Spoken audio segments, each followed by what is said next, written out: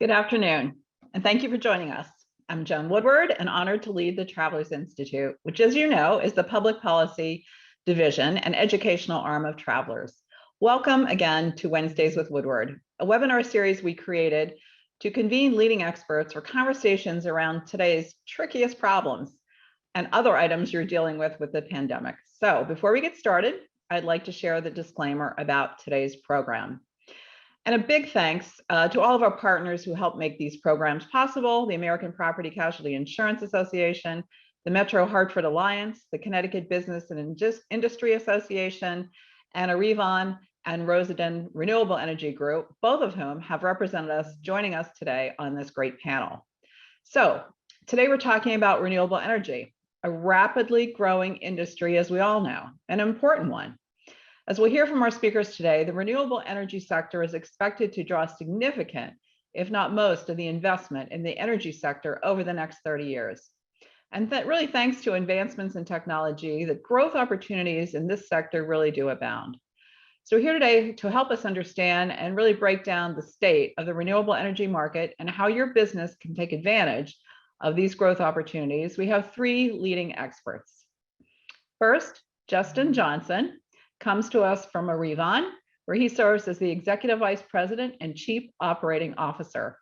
Justin is also one of the founders of Arevon, one of the largest renewable energy asset managers in the United States, bringing with him more than 20 years in the energy and operations experience field. As we'll hear, they develop, own, and operate renewable energy facilities serving utilities and corporations. As COO, Justin is responsible for all development, construction, and operation activities. Welcome, Justin. Thanks for being here. Next, we have Duncan Frederick, Vice President of Business Development of Rosendin Renewable Energy Group, a division of Rosendin Electric, the largest employee-owned electrical services contractor in North America. Duncan brings more than 30 years experience in the energy conservation and renewable energy industries, and currently focuses on the development and engineering, procurement and construction, or EPC. You're going to hear a lot of EPC today, delivery for these renewable projects at the company. Finally, we have our own Eileen Kauffman, my friend, Vice President and Global Practice Leader for Renewable Energy at Travelers. Eileen has extensive risk management experience, including more than 25 years in commercial property and casualty underwriting. She's really a recognized leader in the renewable energy specialist and leads Travelers' growth in these areas with teams spanning in the United States and throughout Europe. So Duncan, Justin, and Eileen, thank you all so much for joining us. To begin the conversation, I'm going to ask each of our speakers to provide really a brief overview and level set for all of us of their companies and their activities in this space. And then we'll bring everyone back together for a conversation and then, of course, take your questions. So make sure you put your questions in the Q&A feature, and we'll try to get to as many as we can. So with that, Eileen, I'm going to turn the virtual stage over to you and kick us off with really an overview and an introduction to the renewable energy marketplace. Thanks, Joan. As Joan mentioned, it's no secret to any of you that the demand of renewable energy continues to grow rapidly, as the pressures to demonstrate ESG credentials continues to grow in all industry sectors. Businesses and consumers are turning to solar, wind, and clean sources of energy production. As you can see on the graph, over the next 10 years alone, the growth in the energy market has skyrocketed with an increase in approximately 240% between 2010 and 2020, making it a promising market for the investment community in the US and around the world. And renewables play a large part in that promising market.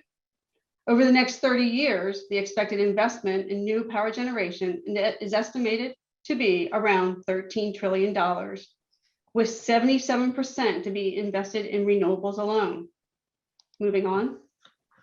In fact, the growth of renewable capacity is forecasted to accelerate in the next 4 to 5 years and will account for almost 95% of the increase in global power capacity through 2026. Even with post-COVID surge in commodity prices, increasing manufacturing costs for solar PV, the solar capacity additions in 2021 achieved a 17% growth. And emerging technologies are expanding, battery energy storage is expected to expand by 56% in the next 5 years. The main driver for this expansion is the increasing need for system flexibility and storage globally to fully utilize and integrate variable renewable energy into the power systems. Finally, a leading indicator of US growth in this market is the legislative efforts at the federal level. Even mentioned last night during the President's State of the Union, aim for investments and subsidies to reach $2 trillion by 2035. These funds will be directed to projects and strategies designed to significantly reduce carbon emissions. So that's all the good news. But we all know that with growth and opportunities come greater risk and responsibilities. From site development, contract negotiations, and design build through claim resolutions, there are many risks associated with renewable energy projects. And renewable energy stakeholders are seeking ways to mitigate these risks and protect their interests. Agents, brokers, and insureds must be ready with the experience, expertise, tools, and resources to step up to what is an evolving and complex need. Moving on. The complexity and need differ depending on the various sectors of renewable energy. Insurers who are currently in the renewable energy industry, like Travelers, have specialized product offerings tailored to the sectors mentioned here. Adding a layer of complexity, the renewable energy space is an interesting one because the insurers work with both the investors in this market and businesses who own, operate, and develop renewable energy projects such as Arevon and Rosendin. The customers can be global companies that operate offshore wind farms in the North Seas in Europe or along the eastern seaboard in the US. They can be asset management companies who manage large portfolios of solar assets all over the world. No matter who they are, their insurance needs are incredibly specific. And those specific needs, such as site development, installation of a wind turbine, to the operation of power generating solar farms, come with a desire to work with an insurance company that has the deep expertise, industry knowledge, and experience working in the global markets. Moving on. So in the big picture of the growth of renewable energy, some of the trends we see, like the global investments in energy transition, hit a new record in 2021. And 366 billion of that 755 billion shown there was for renewable energy alone.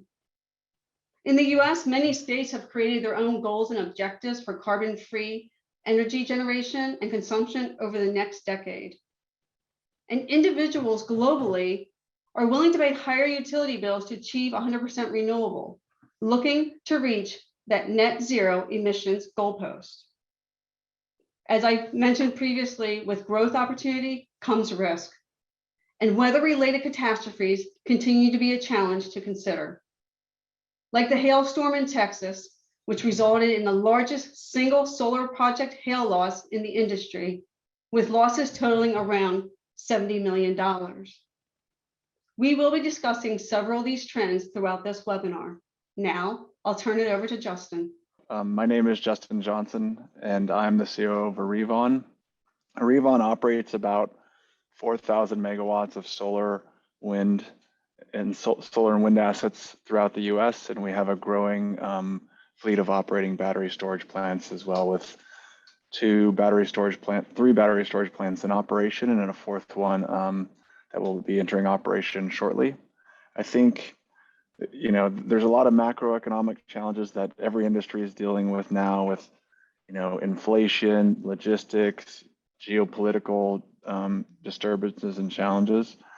But on the whole, I think the outlook for renewable energy is as good as it's ever been. And we're, you know, from some of the stuff that Eileen just presented and just the way that the technology and the costs are progressing, I'm incredibly bullish on renewables' future. And the, you know, the ever increasing part it's going to have, and the levelized cost of solar remains among the lowest of any energy source. And the same is true for wind in many areas. And that means that more and more customers are signing up to buy power from companies like Arevon. Storage is an increasing piece of that puzzle, as penetration levels of renewables increase. It becomes more and more important to have storage in the mix to ensure that you can provide power to your customers when the sun isn't shining or the wind isn't blowing. And I think that's also a very, I have a lot of optimism there because of the progress being made with electric vehicles and how we're able to translate that to power generation and build power plants with the same battery cells that Tesla's using to build their cars, for example. So I think just on the whole, I remain convinced that a lot of the challenges that we're seeing now are temporary, and it's kind of economy wide, and the renewables industry will persevere, and there's just going to be a ton of growth in the future. I'd like to turn it over to Duncan for his intro remarks. Great, thank you, Justin. And thanks to Joan and the Travelers Institute for the opportunity to participate in this webinar. So just a quick overview of Rosendin, formerly known as Rosendin Electric. We're the largest employee-owned electrical contractor in the US with over 7,000 employees. We've been in business for over 100 years, servicing most major markets in the Western states, Texas, and the Mid-Atlantic. And we provide the full spectrum of electrical, high voltage, medium voltage, low voltage control solutions for most major vertical markets, including but not limited to large commercial, industrial, entertainment, data centers, transportation, healthcare, and of course, renewable energy. Moving on. Now, the distinction with Rosendin's Renewable Energy Group is that our role in renewable energy is that we function as a turnkey general contractor, an EPC for large-scale solar projects, while still performing as a design-build subcontractor in all other vertical markets. Back in 2009, when I joined Rosendin, we took what was a wind-focused substation and collection system subcontractor division and created a separate region now focusing on solar EPC utility scale PV and battery storage. Over the past 6 years, we've installed over 5 gig of utility scale solar, primarily Western states, Texas, and a little bit in the Mid-Atlantic, and over some 25 gigawatts of wind electrical projects all throughout the US. Moving on. So let's see here. Enough of the company snapshot. I've been asked to provide a quick overview of how we see the renewable energy market developing over the next 5 to 10 years. So over these next few slides, I'll be speaking not just to the very positive prospects for the renewable energy industry, which certainly we've heard from Eileen, but to some of the short to midterm challenges that we're facing.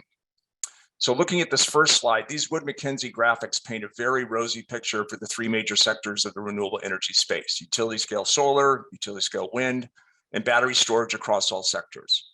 While there are differing opinions on just how robust growth will be over the next decade, we believe utility solar and wind, assuming the likely extension of the ITC and PTC incentives, will post healthy growth rates averaging between 15 to 20% compounded annual growth rates. And with battery storage, growth is basically off the charts. That's going to be tracking, we think, even higher than utility scale solar and wind. Moving on. So talking about what's driving this growth, historical growth rates, and certainly what we're anticipating for the future is underwritten by solid fundamental market drivers, regulatory, legislative, and commercial. This slide, although a little old, does a good job at illustrating the predominance of states that have implemented various levels of renewable portfolio standards and goals, along with many states implementing clean energy standards and goals.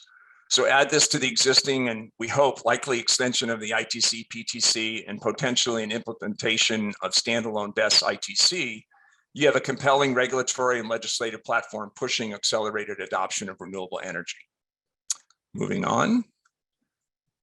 Okay, but the biggest driver mentioned earlier, I think both Eileen and Justin mentioned, is the commercial fact that the cost of renewable energy power, particularly wind and solar, has been and will continue to be the least expensive source of energy. Levelized cost of energy, LCOE for solar, is now dropping well below $35 a megawatt hour. Most of this drop in cost is attributed to the historical significant year-over-year drop in module costs, drop in racking, inverter, and balance and system costs. Historically, it's been a 5 to 10% year-over-year drop in costs consistently. That is up until, unfortunately, now.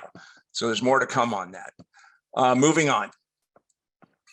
Just to put things in perspective, though, kind of where rubber meets the road, this slide outlines roughly how many projects are currently in various stages of development in the utility scale PV and BESS marks. Out of a total pool of over 4,000 PV and over 2,000 BESS projects in various stages of development, we are at Rosendin at any given time evaluating over 300 opportunities for future engagement. It has been a crazy busy time for EPCs. We've booked out our capacity for 2022 and 2023 and are now focusing on project pipelines for 2024 and 2025. And this just isn't Rosendin. Most all tier one utility scale EPCs are in similar positions. So for the first time in my career in the construction side of the business, bankable tier one EPC contractors are in high demand and short supply. It's not a bad place to be. Okay, moving on. You know, this is kind of interesting here. It's also showing a shift that's occurring where the markets are right now in the US. It's no longer Western centric. Certainly California, Nevada, Arizona, Oregon to an extent are still very, very busy. But if you look at the top part of that graphic, now it's states like Texas, Pennsylvania, Ohio, Indiana, Michigan, and et cetera. So as a tier one EPC, you need to be nimble to track and enter these new renewable energy markets if you want to continue to grow. Okay, moving on.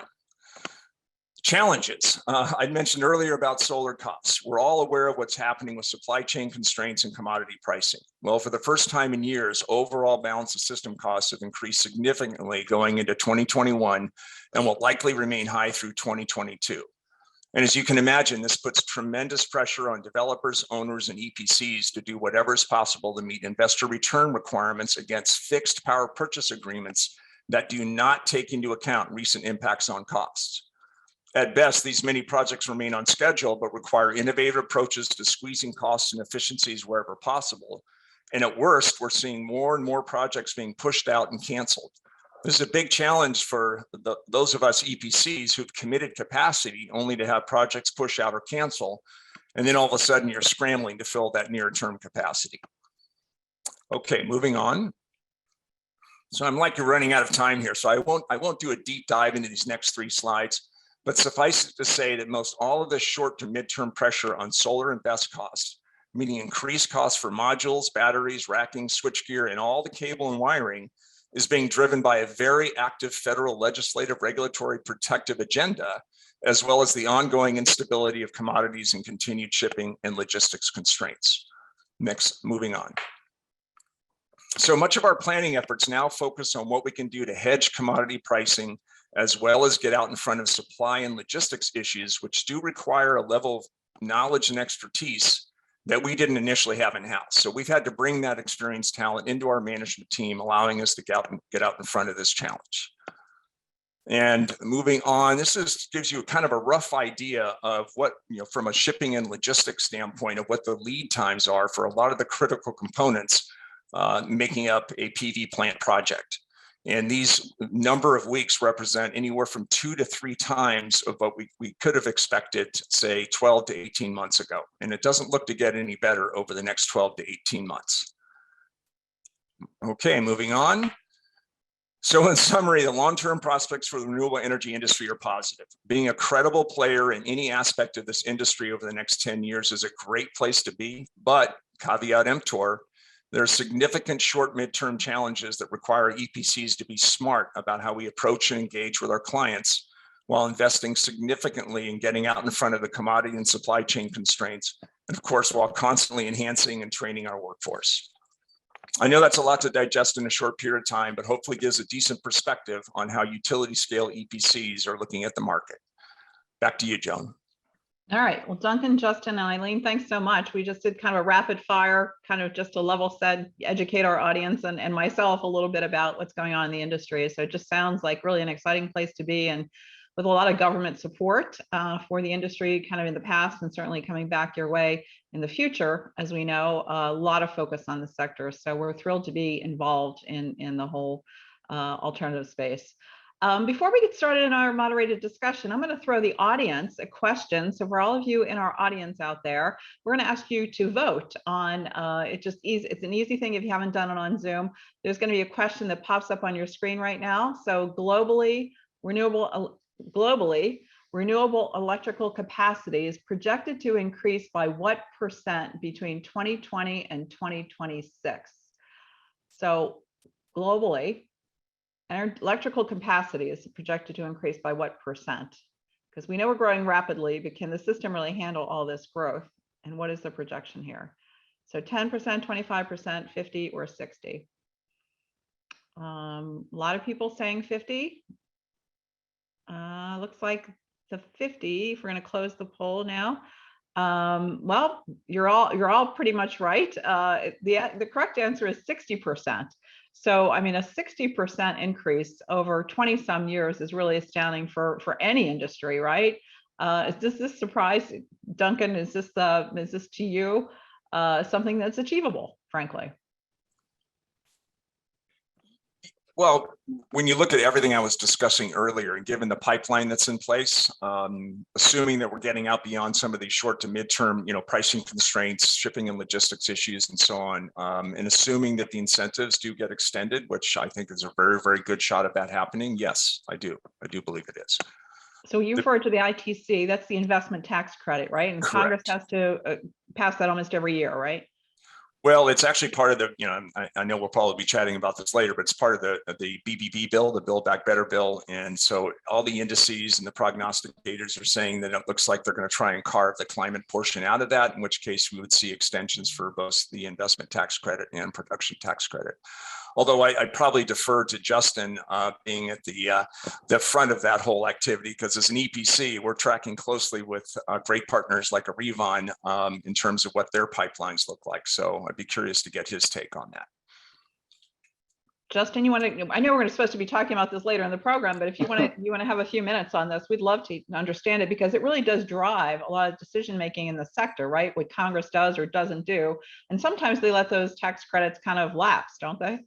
Yeah, they sure do. And wind especially experienced a lot of, over the last decade and more, a lot of time periods where the tax credit would lapse for a year and then it'd be renewed like in December of the following year. So that start-stop nature just caused havoc on developers and manufacturers. So it is important to try to extend the tax credits. Right now, there is a tax credit in place for solar and for wind, but they are phasing out. So the Build Back Better provisions within the Build Back Better would revert the tax credits to the former, for instance, the investment tax credit to 30% for solar. This year, it's currently at 26% and then 22% next year without them increasing it. And Build Back Better had provisions to establish an ITC, an investment tax credit for storage, for example, for standalone storage. Because right now, storage is only eligible for a tax credit if it is coupled with a solar plant, for instance, and only charged by the solar plant. So we're hopeful that, the Build Back Better plan, we obviously saw it had to cause a lot of friction in Congress, but we're hopeful, and from what we hear, that there is more bipartisan support for the clean energy provisions in the Build Back Better plan. So we're hopeful something will get passed this year to just provide that long-term certainty that the industry needs to make the investments in manufacturing, to make the investments in construction and development, to meet the growth targets that we saw on the previous slides. Great. Okay. I also have to remind our insurance friends in the audience that this is not unique to your industry. Congress on many occasions has let the National Flood Insurance Program, the NFIP, lapse. And so those lapses cause a lot of people a lot of disruption in the authorization of the National Flood Insurance Program. So it is not just your industry, it's sometimes Congress. And of course they do a retroactive version of it. So hopefully we'll have our fingers crossed that some portion of that bill can get spun out. I know we're going to talk about it later. I want to get to kind of the more macro level here. So the proportion of electricity that the U.S. got from wind and solar nearly quadrupled in the last 10 years or so, and now makes up 11% of the nation's electricity. Do we expect this? How do we expect this trend really to play out? And what does it mean for our business leaders on the line today? Shifting more to alternatives. Well, I guess I can take a first stab at that. Go ahead, Duncan. So what projections for renewable percentage of total production, they vary widely, depending on who you talk to. Obviously, it's impacted by sensitivity policy, which we've been talking quite a bit about, supply chain, new technology, installed cost efficiencies. But based on the information that we have, and we're constantly looking at the crystal ball, trying to report into our stakeholders of really how robust is this growth. We're putting that forecast between 30 and 50% by 2030. Yeah, I think I think you also need to think about the economic growth opportunities here, Joan. When you think of the job growth and the infrastructure development, the upgrading of existing grid lines, port development along the eastern seaboard, this is also a great economic growth for our community and our country. It's opportunities for customers and agents and brokers not just to think about the power generation asset, but rather the entire bio network itself. Okay, so it's the broader. So agents and brokers may not be intimately knowledgeable about this sector, but you're speaking more broadly. There's a lot of other tangential pieces to this that are tied together, right? Yep, absolutely. Okay, so let's get more in technology. So this is maybe to Justin. Technology-related renewable energy is really rapidly changing. Eileen mentioned the battery energy storage systems in her opening.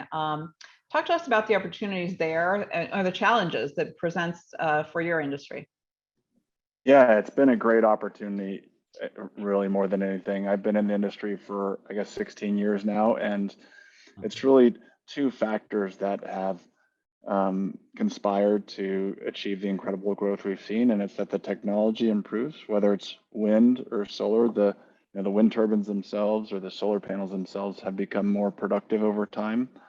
Because of improvements in technology, and then the cost of that equipment, the installed cost and the operating cost has gone down over time. So the fact that the technology's improved and the costs have gone down, those two things conspire to achieve those low levelized cost of energy numbers that you saw, where solar and wind are the cheapest or among the cheapest forms of new generation in the marketplace. And that's what creates all the demand from our customers. The challenges there are, like on the wind side, for example, every year you're building a new wind farm with the newest, the next greatest turbine, the newest turbine. It's an evolution, certainly not a revolution in technology, but the technology is evolving every year to year. And that can create missteps and challenges along the way that just folks have to get comfortable with, whether you're an insurance underwriter or whether you're an O&M provider or whether you're on the construction side and you're designing a new plant.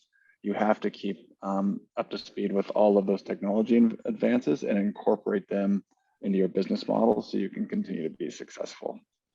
So. Great. Well, that brings us right back to Eileen on insurance considerations. So how do you work through those challenges to provide those insurance solutions with this rapidly, evolving technology changes? Are their insurance products evolving all the time, or tell us about the underwriting challenges here?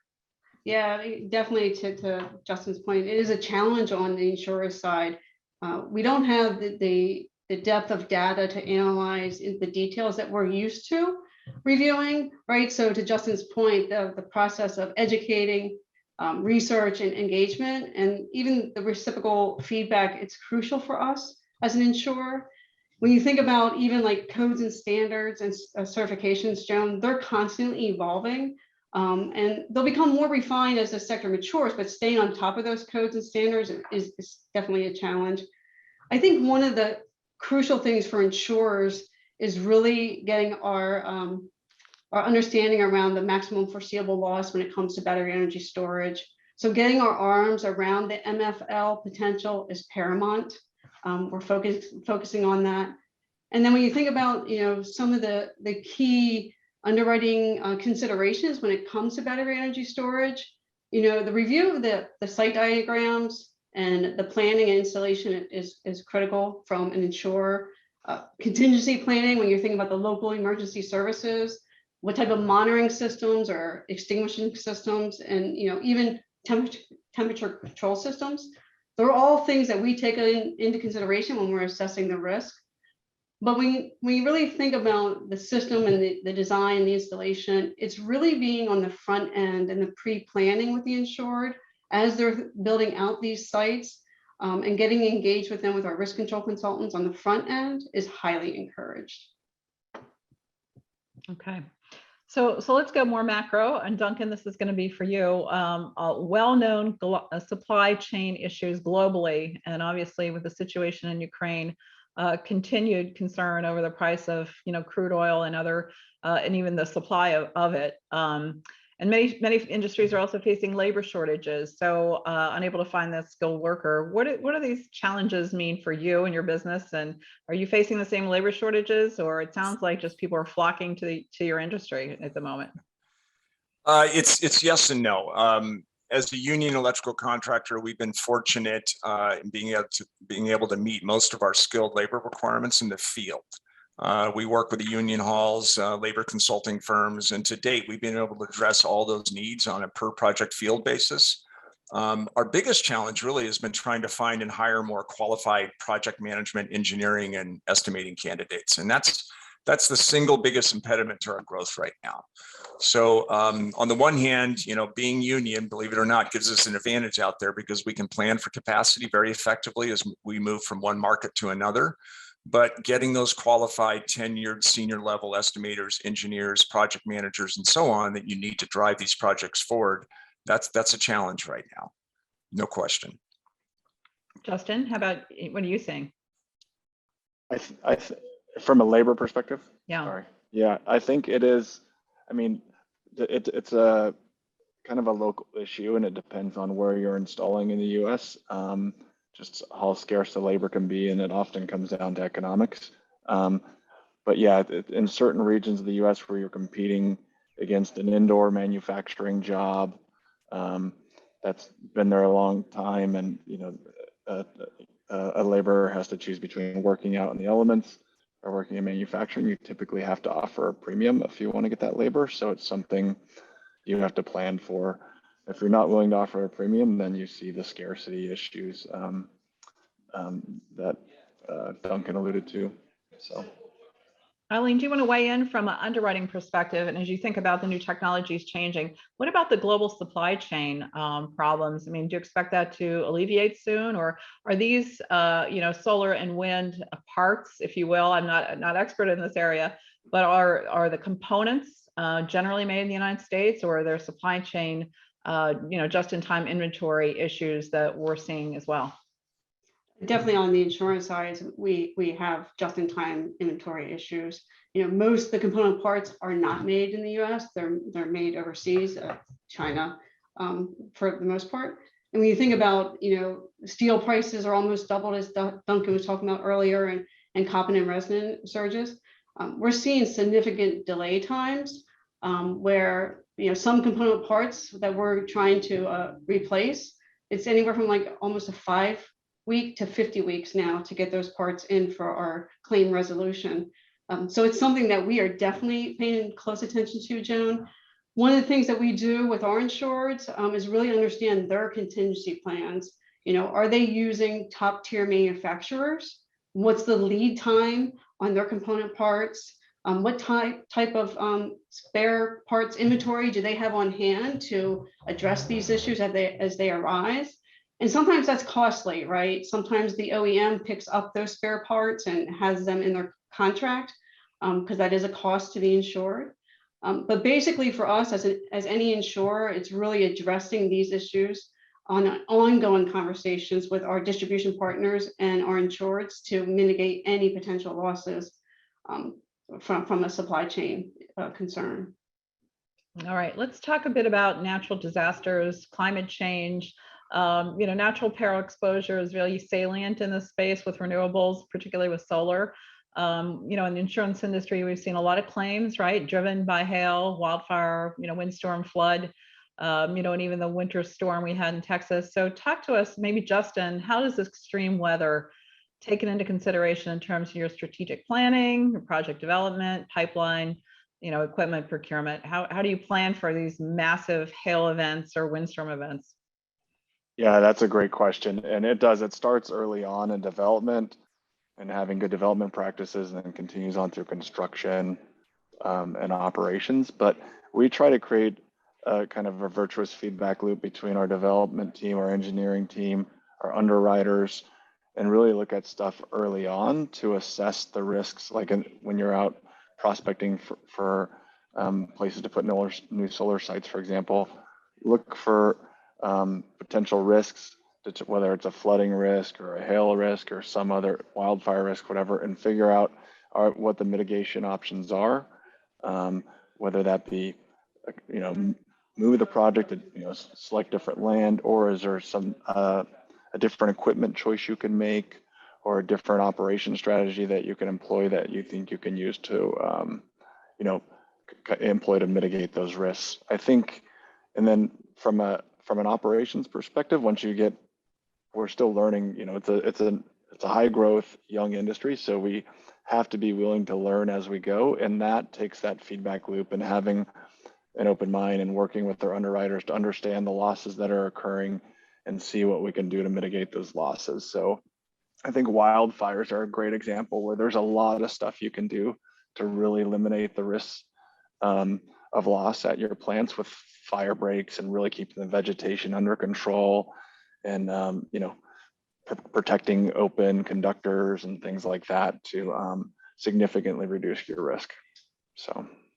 And to Duncan, to you on the same question, what are your considerations from natural disasters when you do design installation? How do you think about that? Yeah, the industry is constantly evolving on this. Newer tracker systems now feature hail stow modes that help lessen the impact by tilting modules, so the actual impact is a glancing blow rather than a direct hit. For hurricane, windstorms, site-specific wind studies, we do those on a regular basis to analyze the site-specific surrounding terrain and the effects it will have on the project and the expected winds within the site. Most projects are designed to 100-year events, which should decrease the likelihood of an event happening in the plant's typical life, 30 to 40 years. At the end of the day, site selection is the best way to mitigate many of those risks by just staying away from riskier locations than others. Okay, great. Eileen, do you want to talk about how the underwriting and thinking about these perils, especially hail, wildfire? Yeah, when you think about, just through October 8th, I think it was, of 2021, there's been 18 weather climate disasters here in the US, exceeding about 1 billion each, right? So we've seen our fair share of weather climate disasters here. At Travelers, we take that into consideration when we're assessing the natural perils exposures. We have our in-house meteorologists and our NatCat team, our NatCat center, that has directly accessible using the latest technology and proprietary tools that are available. Like Justin said, wildfire, for example, it is a challenge for an insurer because the fact that it's not predictable year over year, right? And to Justin's point, he named some of the things we look at as an insurer. Vegetation management is key when it comes to the wildfire exposure, and on-site smoking policy is critical.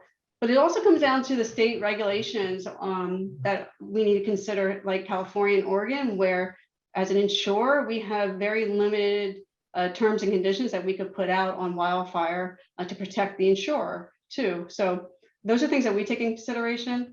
I say when it comes to hail, as Duncan said, it continues to be a major market loss for us here as an insurer, especially in Texas market, which is a market that is extremely hard to ignore, but it presents a lot of challenges from an aggregation when you think about the hail exposure.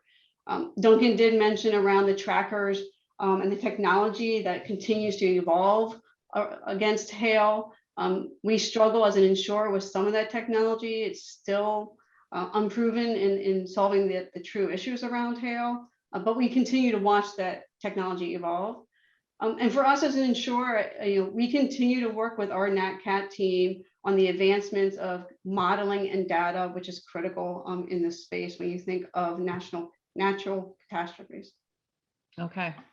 This is maybe for Duncan or Justin or both of you. Investment in transmission development has really been identified as a key area for upgrade and modernization this year to enable the growth that we're all talking about.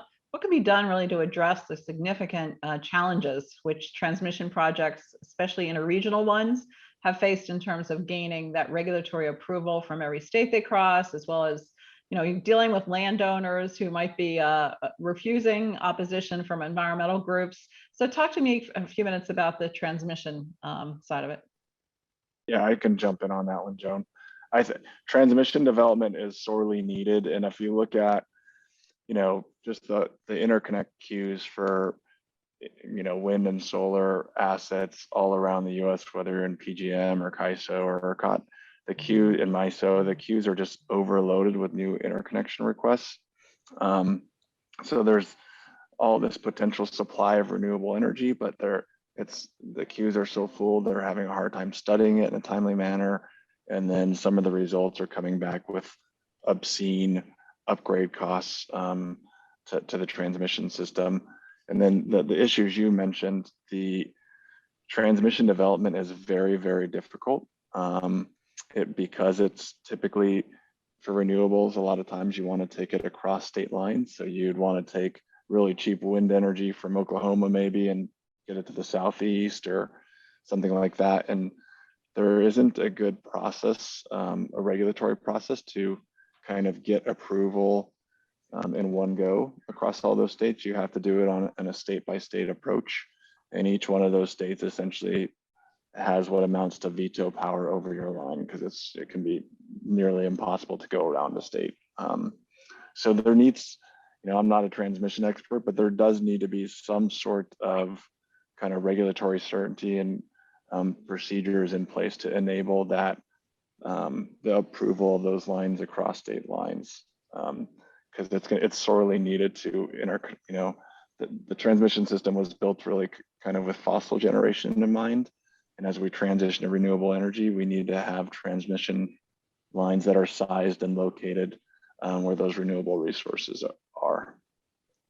So, Duncan, do you have anything to add on transmission issues in your space? Quite frankly, Justin did a great job from a big picture perspective. Obviously, as a full service electrical contractor, we're watching this area very carefully to see how it's going to evolve. Certainly, it would be a great fit for what we do, but right now it's not part of our existing business mix and pipeline, but something we're watching carefully. Okay, we have. Oh yes, go ahead, Eileen. An insurer standpoint, the transmission upgrade is paramount, right? When you think of the aging infrastructure, as Justin was speaking to, and you think of the large utility fire in California a couple of years ago, right? It's an issue that we are looking at closely, because the assumption that we're taking when we are assessing a risk is that utility grid, those inverters and those substations are being maintained by the utility company, right? So we're taking on that risk as an insurer, especially if we're going to give on our terms and conditions, we're going to provide any type of contingency business income. So for us, it's paramount around this upgrades to the transmission from an insurance standpoint. Okay, great. We have so many good questions coming in from the audience. I'm just going to go right to them, and maybe we can do a bit of a rapid fire around the room here. First one for you, Eileen. This comes to us from Adam Griggs, JA Knapp Insurance. Do you feel admitted markets will begin taking a more open approach to these risks as the industry grows and evolves? In short, yes. Considering the depth and breadth of the U.S. build out, I do believe more carrier capacity is going to be demanded. I think it's safe to assume that the admitted market will gravitate towards more domestically domiciled risk as they seek to grow their exposures in this area. But I would be cautious around that growth. When you think historically in the renewable space, it's been unprofitable for insurers, right? And only very recently have we demonstrated some marginal profitability as the market has evolved, where terms and conditions and pricings have corrected to a level which gives at least a better chance of sustained profitability over time. Most of this driven from Nat Cat concerns when you think of flood, hail, and wildfire. But when you really think around the scope and scale of some of these projects being built, the capacity that's going to be required to support their insurance needs, the traditional admitted carrier who's going to write that 100% play might not be the viable source or solution for those size projects. And a syndicate approach where you have a diverse panel of carriers could be a better fit. So yeah, I do believe there's going to be entrances into this market from the admitted carriers here domestically.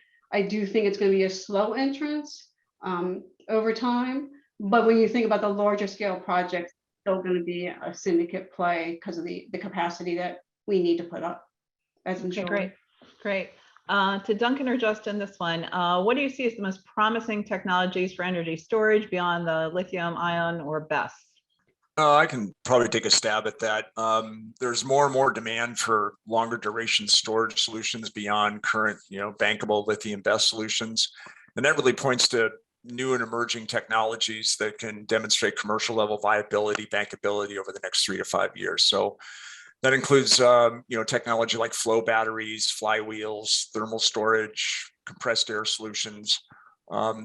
There's a lot of buzz around this tech as they promise to provide longer durations, have a longer life cycle, and particularly are much operationally safer, much safer than current LFP NMC battery storage technology out there. But unfortunately, most of this tech is still in the research and development mode.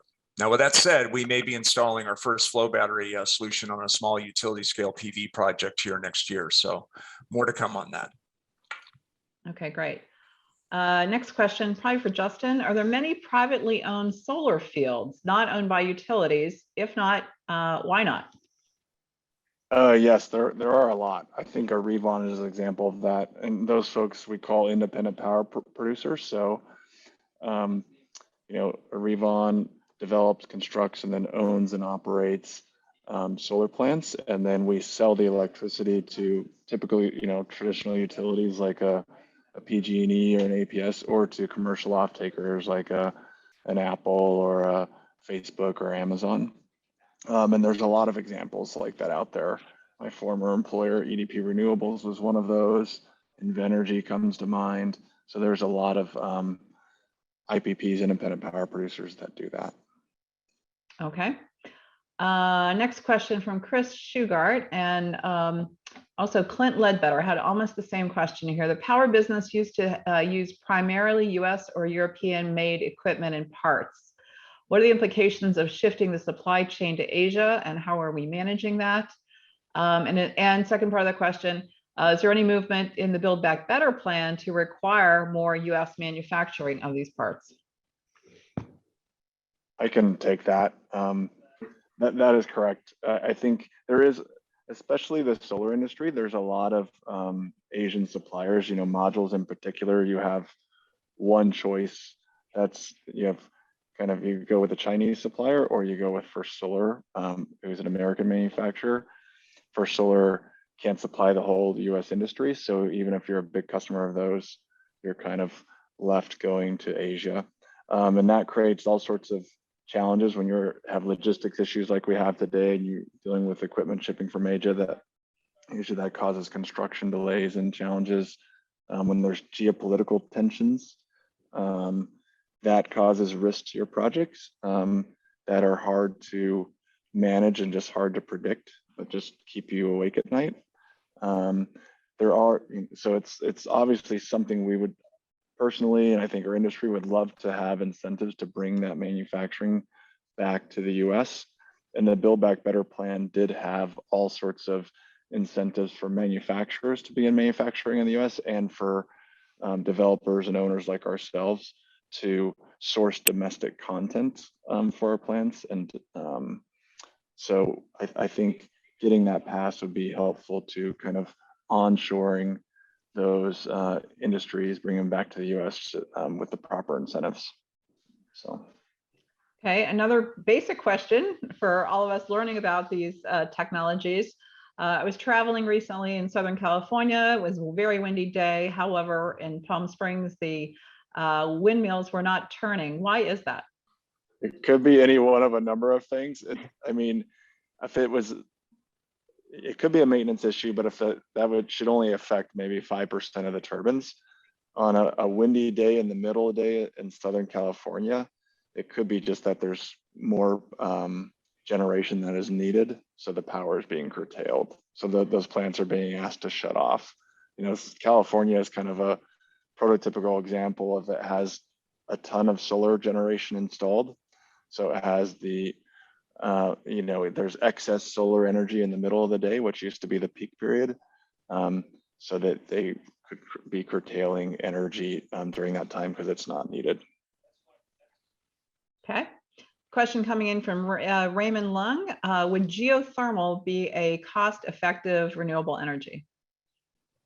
Well, I can jump in here from an EPC perspective. We've done work on a number of these plants out there from an electrical standpoint, and there's quite a bit of it out there. You know, I defer more to Justin from a developer's perspective as you weigh in on the different technologies of how you would see the future for geothermal. Obviously, you know, it's very specific in terms of where you find this resource, but for those plants that we've worked on, we know that they are great investments and represent good returns for their owners.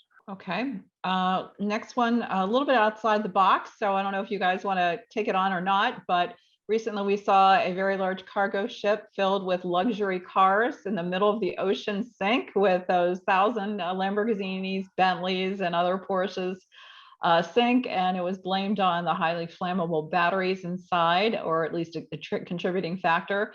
Any thoughts around there, either Eileen from an insurance perspective or from a battery catching on fire perspective that obviously, frankly, you know, scares consumers?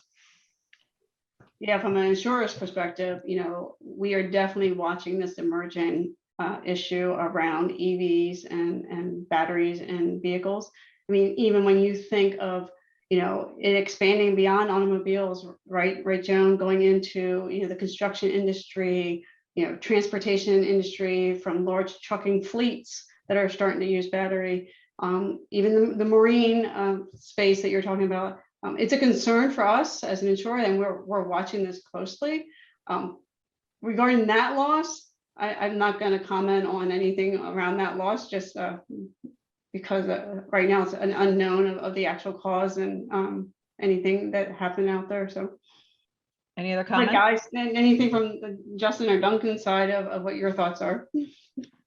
No, I mean, I actually remember seeing that in the news, but I didn't realize that that was potentially linked to batteries. I do think there are new technologies out there, whether it's solid state lithium batteries that have a much reduced thermal risk, or just, you know, I don't deal with the vehicles as much, but in the stationary storage side, just like with solar, you have to plan as if a fire will occur, and you want to make sure that you're mitigating the damage it would cause to the plant.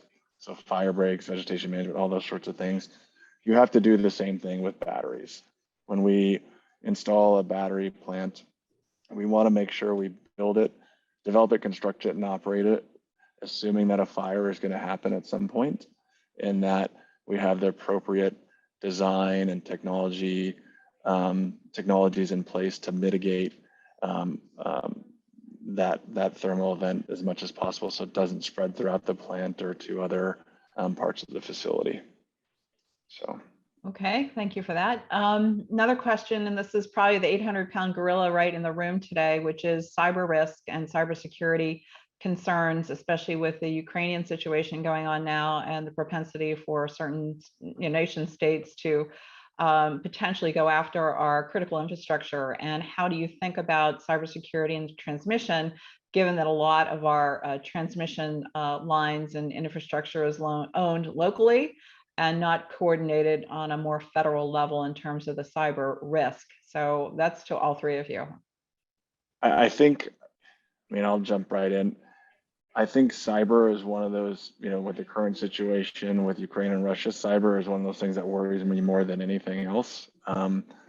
Just because so much of our lives, whether it's the power industry, the financial industry, you name it, it is all kind of in the cloud, or, you know, it's our bank accounts are numbers on a computer screen, you know, things like that. And it's all susceptible to hacking.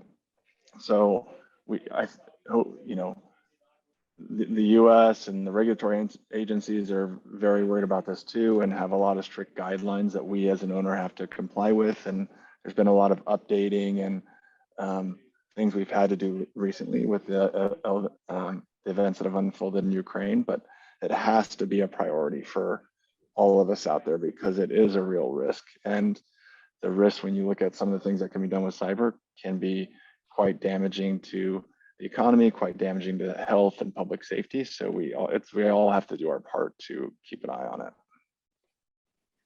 Yeah, Okay. from an insurer standpoint, it's something that we focus on consistently, Joan. I mean, something that we talk to all of our distribution partners and our insureds who are, having large portfolios across the US and globally. And, we have a cyber product here at Travelers that we definitely get our cyber team involved, but it's something that we definitely talk with our distribution and our insureds about. Okay. To Justin's Duncan, point, it's critical. It's critical. anything to add on that, Duncan? Not at this point. I think they covered it pretty well. At the end of the day, we're the ones that are having to install all of this hardware and software. So we've got a whole department that focuses just on that. And it's constantly evolving and extremely sophisticated. And I'm not the right one to talk to about that. No, but it is a huge focal point for us. Great.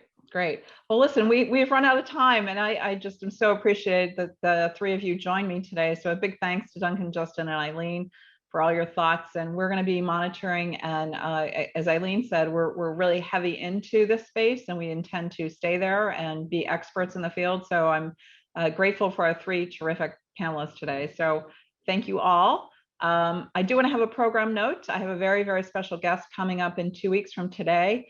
With former Secretary of Defense Chuck Hagel will be joining me to talk about global hotspots and including the Ukrainian crisis, China, Iran, all the places around the world that he is expert in. So thanks to former Secretary of Defense Chuck Hagel. That's on March 16th.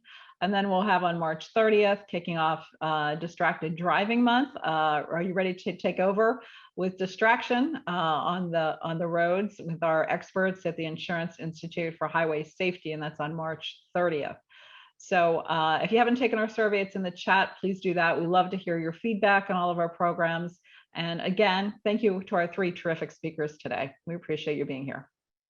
Thank you, Joan. Thank you very much, Joan. Thank you. All right. Stay safe, my friends. We'll see you in 2 weeks.